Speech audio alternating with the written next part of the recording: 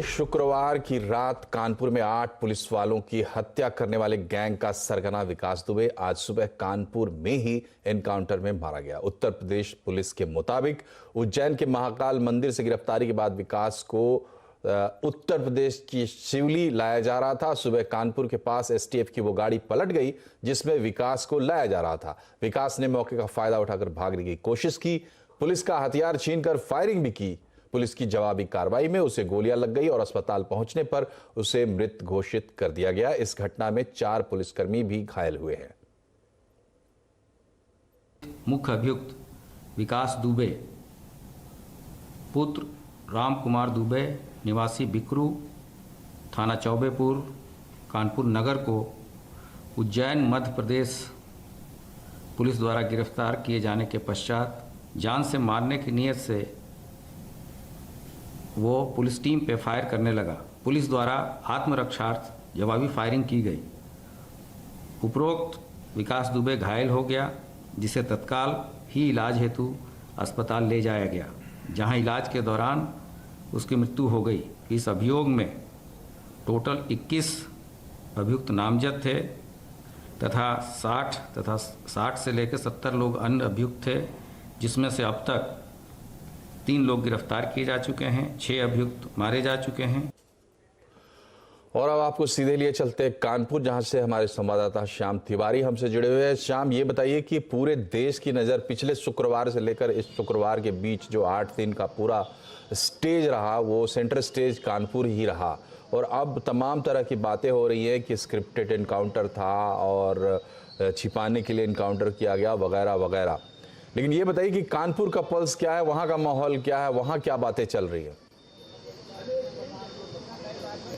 जी बिल्कुल, जिस तरीके से घटना सामने आई थी पिछले शुक्रवार को और 8 पुलिसकर्मियों को मौत के घाट उतार दिया गया था, इसके बाद ये दुर्दांत अपराधी फरार हो गया था। लगातार पुलिस इसके लिए काम्बिंग कर रही थी, तमाम प्रदेश की पुलिस के संपर्क में थी, लेकिन इसकी पहले फरीदाबाद में लोकेशन मिली और इसके बाद ये मध्य प्रदेश से जब पकड़ा गया और इसको कानपुर पुलिस लेकर के आ रही थी, तभी रास्ते में पुलिस की जो जीप है वो उसका हादसा हो जाता है और वो पलट जाती है।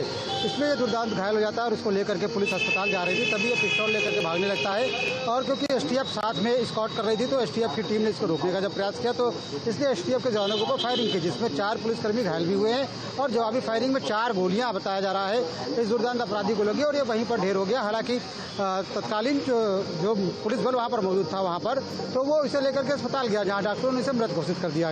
इसके बाद इसे पोस्टमार्टम शिफ्ट कर दिया गया। पोस्टमार्टम की प्रक्रिया जारी है। अगर माहौल की बात की जाए तो जिस तरीके से सियासी आरोप लगातार लग रहे हैं, कहीं कोई ट्वीट कर रहा है, कहीं कोई बयान देकर के आरोप लगा रहा है, कोई मुठभेड़ को फर्जी बता रहा है, तो कोई इसके समर्थन में उठ खड़ा हुआ है। अगर कानपुर की बात की जाए तो कानपुर की जनता और जो लोग इसके आतंक से परेशान थे वो काफ़ी खुश नजर आ रहे हैं। कई जगहों पर पुलिस की जय जयकार भी हुई है और आपको बता दें कई जगहों पर मिठाई भी बांटी गई है। इतने बड़े दुर्दांत अपराधी के खात्मे के बाद लोग सुकून महसूस कर रहे हैं। तो कानपुर की अगर बात की जाए तो लोग बिल्कुल राहत महसूस कर रहे हैं। खासकर बिकरू गांव की बात की जाए, जहां का रहने वाला है और जहां पर इसने 8 पुलिसकर्मियों को मौत के घाट उतारा था, वहां पर और उसके आसपास के गाँवों में जहाँ इसका आतंक था, वहाँ लोग सुकून महसूस कर रहे हैं। जी अच्छा, एक बात और बताइए श्याम तिवारी कि जब ये घटना हुई उससे पहले कानपुर के लोग तो जानते होंगे विनय दुबे को, लेकिन देश नहीं जानता था। लेकिन जिस तरीके से ये इतनी बड़ी घटना को इन्होंने अंजाम दिया और उसके बाद जिस तरीके से पुलिस ने हंट किया इस पूरे गैंग को, तो ये 8 दिन में एक तो कि ये कितना खतरनाक गैंग था, कितना हाई प्रोफाइल गैंग था और 8 दिन में इस गैंग का कितना सफाया हुआ, या सरगना मारा गया, गैंग खत्म, या फिर से पनपेगा? क्या तस्वीर इस गैंग को लेकर कानपुर की हकीकत क्या है?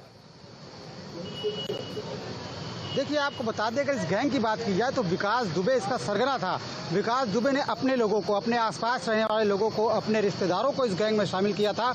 वो इस तरीके का गैंग नहीं था कि लूटपाट करता हो, किसी को सरेआम गोली मार देता हो। लेकिन हाँ, जब कभी भी कोई आदमी विकास दुबे के रास्ते में आया, चाहे बात प्रॉपर्टी की रही हो, चाहे राजनीतिक रसूख की बात रही हो, अगर किसी ने उसका रास्ता रोकने का प्रयास किया तो उसने गोलीबारी जरूर की है।